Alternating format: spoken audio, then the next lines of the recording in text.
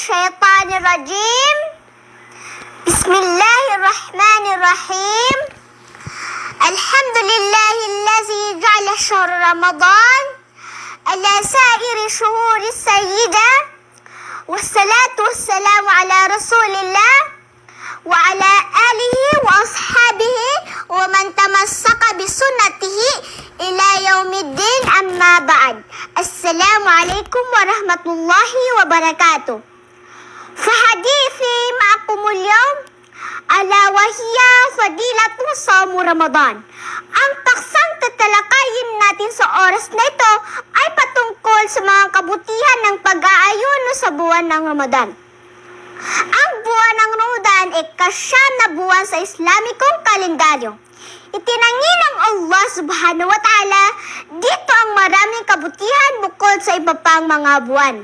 Ang ilan sa mga naturang kabutihan nito ay una, ito ang buwan na itinangi ng Allah dahil sa kapahayagan ng pinakadakila at pinakamanangal mula sa banal na kasulatan ang Quran.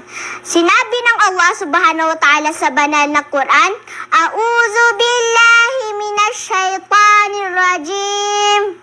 Bismillahirrahmanirrahim.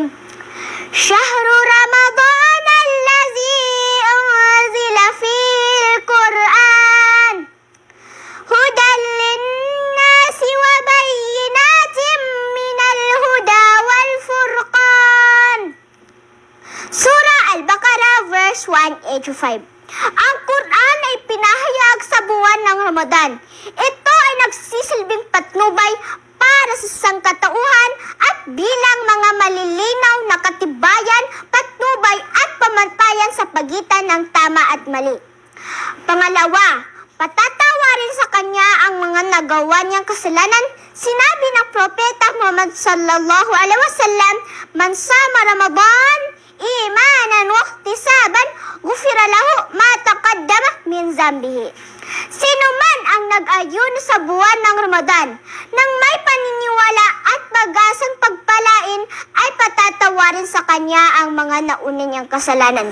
Kaya mga kapatid kong mananampalatayang Muslim, nararapat lamang na mag-ayuno tayo ng may paniniwala at pag-asang pagpalain ng Allah subhanahu wa ta'ala upang mapatawad ang ating mga kasalanan at kapag napatawad ng Allah ang ating mga kasalanan, tiyak makakapasok tayo sa paraiso, insyaallah.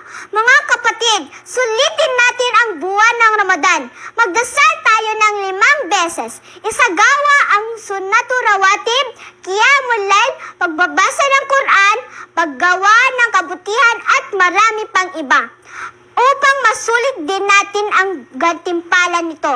Alhamdulillah, tayo ay napakapalad dahil inabutan natin ito na tayo ay nabubuhay pa kasama ang ating pamilya dahil hindi natin alam kung aabot pa ba tayo sa sumusunod na Ramadan. Naway tanggapin ng Allah subhanahu wa ta'ala ang ating pag-aayon at iba pa nating ibada. Allahumma amin wa ilaguna akpatimu kalami rajan minallahi ayakuna sehatan fa'afiatan. Assalamualaikum warahmatullahi wabarakatuh.